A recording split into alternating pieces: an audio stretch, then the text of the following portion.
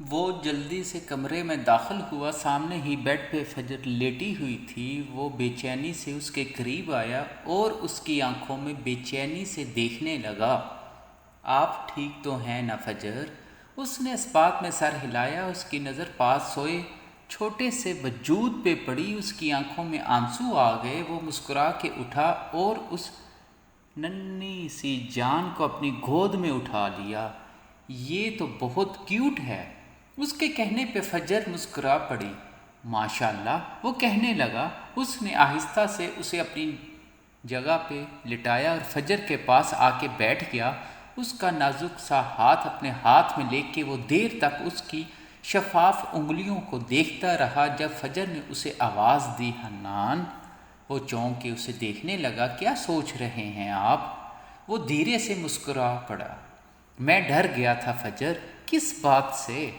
فجر اچنبے سے پوچھنے لگی۔ آپ کو کھونے سے، اس نے دھیمے لہجے میں کہا۔ تابش کو کھو دیا میں نے، آپ کو کھونے کی ہمت نہیں ہے مجھ میں۔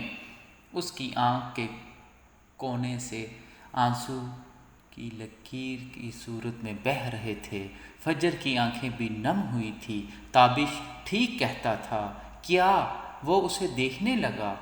حنان بہت اچھا انسان ہے، اس میں بہت اچھائیاں ہیں، اور آج آپ کو دیکھ کے مجھے اس بات کا یقین ہو رہا ہے کہ اس کا ڈیسیژن غلط نہیں تھا۔ اسے پورا یقین تھا کہ آپ میرا اور اس کے بچے کا اپنی جان سے بھی زیادہ خیال رکھیں گے۔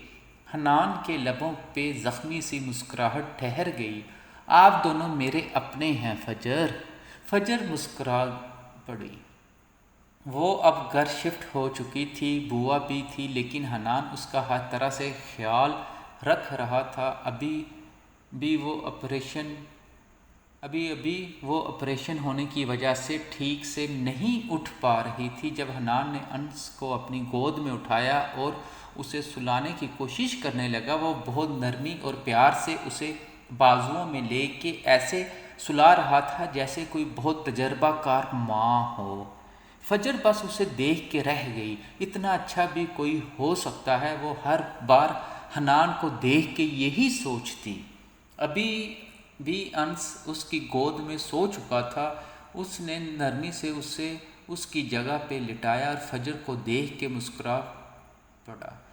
آپ بھی سو جائیے پلیز، آپ کو زیادہ ریسٹ کی ضرورت ہے۔ اس نے سر اس بات میں ہلایا۔ حنان اس پر بلینکٹ ٹھیک کر کے صوفے پہ بیٹھ گیا اور لیپ ٹاپ لے کے اس میں کام کرنے لگا۔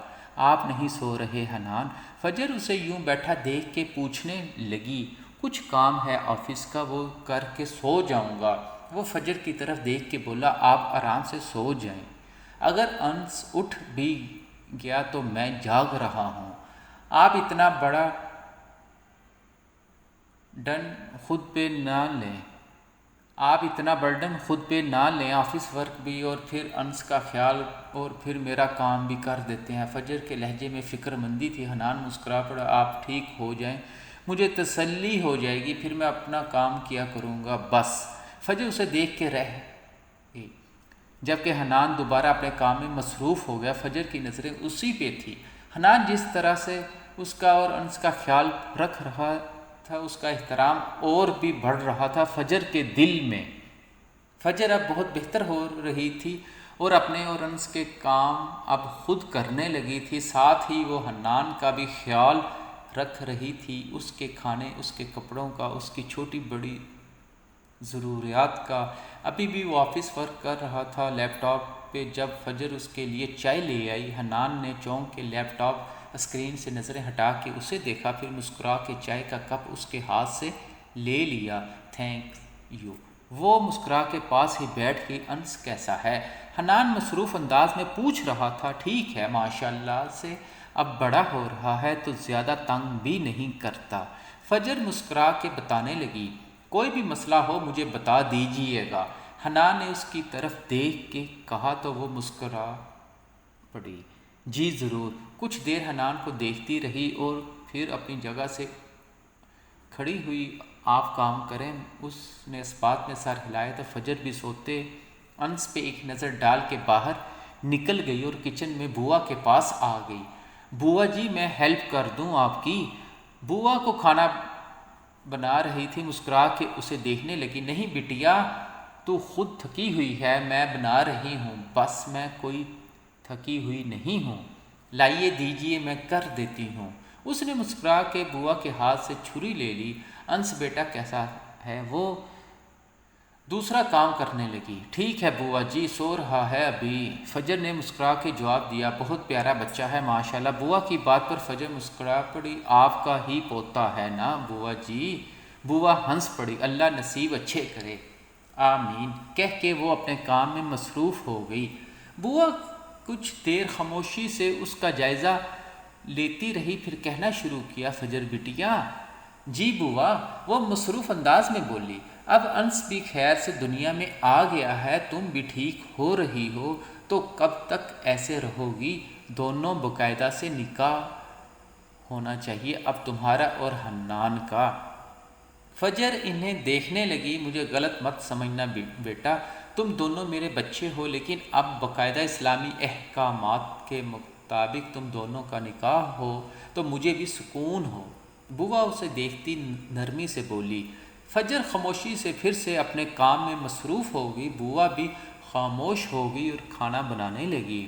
کچھ دیر خاموشی کے بعد فجر کی آواز گونجی۔ ٹھیک ہے بوا، جیسا آپ چاہیں۔ فجر کی دھیمی آواز سے کہنے پہ بوا نے آگے بڑھ کے اس کا رخ اپنی طرف موڑا اور اس کے ماتھے پہ بوسہ دیا۔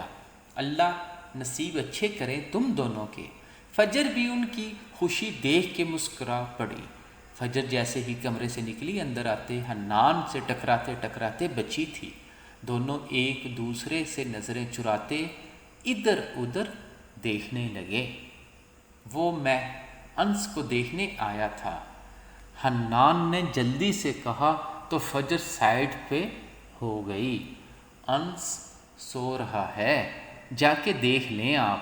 اچھا، نہیں بس سونے دیں انس کو، اس نے مسکرا کے کہا تو فجر اثبات میں سر ہلانے لگی۔ ہاں میں یہ وہ پیکٹ فجر کے سامنے کرتے بولا۔ فجر سوالیہ نظروں سے اسے دیکھنے لگی۔ میں یہ ڈریس آپ کے لیے لے کے آیا تھا۔ ہمارا؟ میرا مطلب ہے کہ نکاح کے لیے۔ اسے سمجھ نہیں آ رہی تھی کیا کہے۔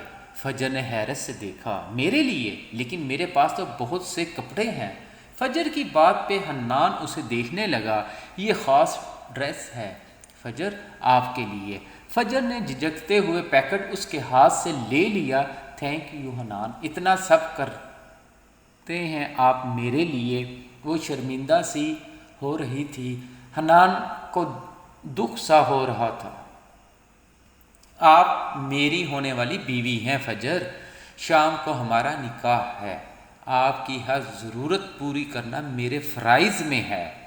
آپ پلیز بار بار ایسے کہہ کے مجھے شرمندہ مت کیا کریں۔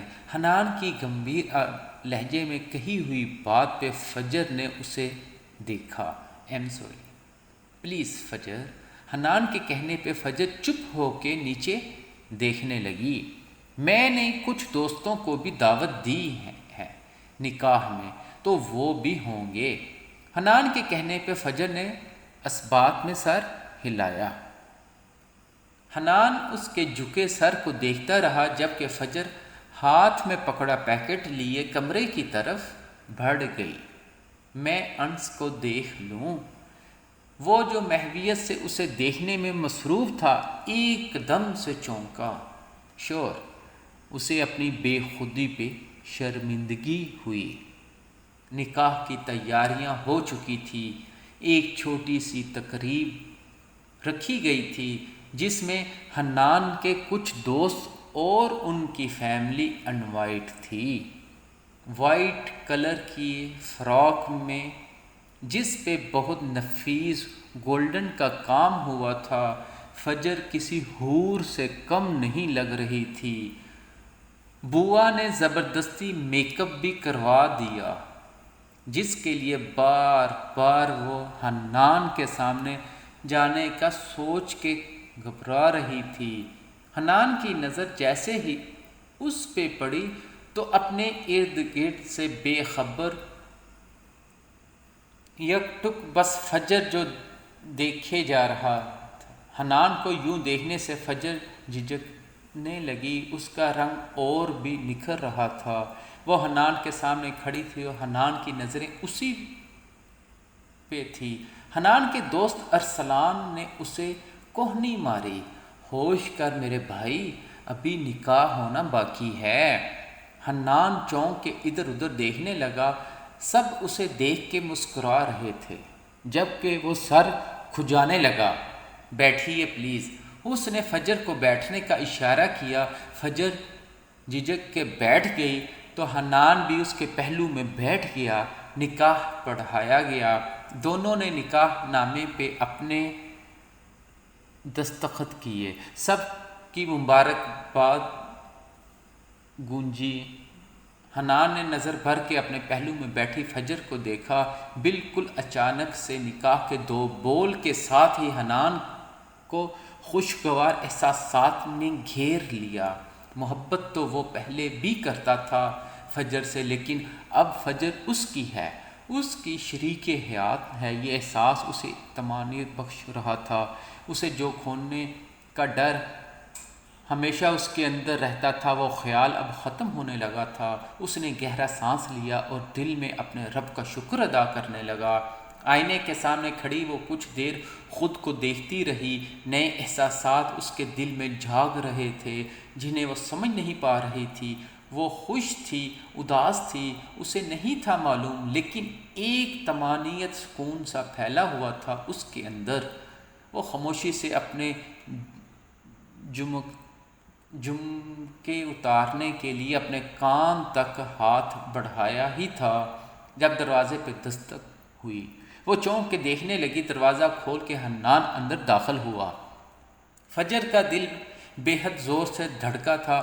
حنان دروازہ بند کر کے اسے دیکھنے لگا۔ وہ میں نے سوچا تھی سوئی تو نہیں ہوگی آپ۔ اسے سمجھ نہیں آ رہی تھی کیا کہے۔ فجر نے نظریں جھکائی۔ حنان دھیرے قدم اٹھاتا اس کے پاس آ کے رک گیا۔ وہ محویت سا اس کے روپ کو دیکھ رہا تھا۔ فجر نے پلکوں کے جالر سے اسے دیکھا۔ وہ اسے نظروں کے حصار میں لیے دیکھے جا رہا تھا۔ آپ بہت خوبصورت لگ رہی ہیں فجر، اس نے گمبھیر لہجے میں کہا۔ فرسٹ ٹائم یوں تیار ہوئی ہوں نا آپ تو، وہ جھجک کے کہہ رہا تھا۔ فجر مسکرا پڑی۔ تھینک یو، آپ بھی بہت ہینڈسم لگ رہے ہیں، اس نے جواباً کہا تو حنان شرمندہ سا مسکرانے لگا۔ اوہ ہو ہاں۔ پھر ایک دم یاد آنے پہ اسے کہنے لگا، آپ کھڑی کیوں ہیں، بیٹھیے نا۔ حنان بیڈ کی طرف اشارہ کرتے اس سے بولا تو وہ بیڈ پہ بیٹھ گئی۔ حنان بھی پاس ہی بیٹھ گیا۔ میں یہ گفٹ، ایک مخملی ڈبہ کھولتے ہوئے اس کی طرف بڑھایا جس میں بہت خوبصورت بریسلیٹ تھا جس پہ ہیرے جڑے ہوئے تھے۔ Thank you. حنان بریسلیٹ لے کے اسے پہنانے لگا تو فجر نے اپنا ہاتھ اس کی طرف بڑھایا۔ اس کا نرم گدا ہاتھ ایک پل کو حنان کا دل چاہا کہ اس کے نازک سے ہاتھ پہ اپنے لب رکھ دے، لیکن بریسلیٹ پہنان کے اس نے نرمی سے فجر کا ہاتھ چھوڑ دیا۔ بہت خوبصورت ہے، فجر نے مسکرا کے کہا۔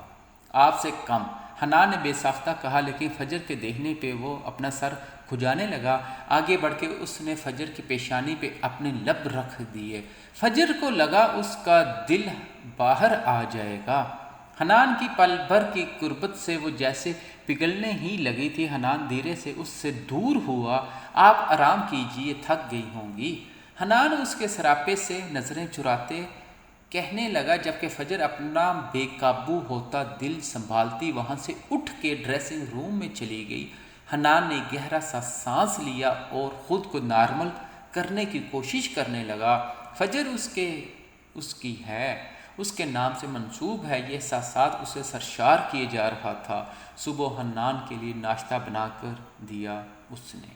ناشتہ کر کے وہ آفس جانے لگ تو فجر بھی گھر میں پھیلا سامان اٹھانے لگی۔ سب اپنی اپنی جگہ پہ رکھ کے وہ کمرے میں آئی۔ انس جاگ چکا تھا۔ آدھی رات سے مسلسل بارش ہو رہی تھی اور اس مسلسل بارش میں اسے عجیب گھبراہٹ بھی ہو رہی تھی۔ انس کو دوبارہ فیڈ کروانے اسے سلا کے وہ کمرے میں بکھری چیزیں سمیٹنے لگی، لیکن اچانک ہر چیز سے اس کا دل اچاٹ گیا اور وہ ساری چیزیں وہیں بکھیر کے خود نیچے بیٹھ کے رونے لگ گئی۔ اسے نہ جانے کیوں بہت زیادہ رونا آ رہا تھا۔ وہ اکیلی وہیں بیٹھی روئے جا رہی تھی۔ تابش، وہ سسک اٹھی۔ تابش، مجھے حنان سے بہت محبت ہو رہی ہے، میں کیا کروں؟ وہ اتنا اچھا انسان ہے، تم نے ٹھیک کہا تھا، وہ بہت اچھا انسان ہے اور مجھے اس سے محبت ہو جائے گی۔ وہ روتے ہوئے خود سے بول رہی تھی، اپنا آپ کھول رہی تھی اور مجھے اس سے محبت ہو گئی، میں کیا کروں؟ میں نے خود سے عہد کیا تھا تمہارے علاوہ مجھے کسی سے محبت نہیں ہو سکتی، لیکن میں بے وفا نہ کر پائی، مجھے ہو گئی محبت، حنان سے بہت محبت ہو گئی۔ وہ رو رہی تھی، بار بار تابش اپنے گناہ اعتراف کر رہی تھی۔ تم سن رہے ہو نا تابش، میں وفا نہ کر پائی۔ اپنے کندھے پہ اس نے کسی کا ہاتھ محسوس کیا، اس نے گھٹنوں سے اپنا سر اٹھایا اور سامنے اپنے قریب تابش کو بیٹھا پایا، جس کے چہرے پہ ایک نرم سی مسکراہٹ تھی۔ تابش، اس کے لب ہلے تھے، وہ حیرت زدہ تھی، وہ بس مسکرا رہا تھا۔ تابش، اس نے جیسے ہی ہاتھ آگے بڑھائے تو وہاں کوئی نہیں تھا۔ وہ پاگلوں کی طرح ادھر ادھر دیکھنے لگی، تابش تابش، لیکن وہ کہیں نہیں تھا۔ وہ اپنے گھٹنوں کے گرد اپنے بازو پھیلا کے اسی جگہ کو دیکھنے لگی جہاں کچھ دیر پہلے تابش بیٹھا مسکرا کے اسے دیکھ رہا تھا، اور اب وہاں کوئی نہیں تھا۔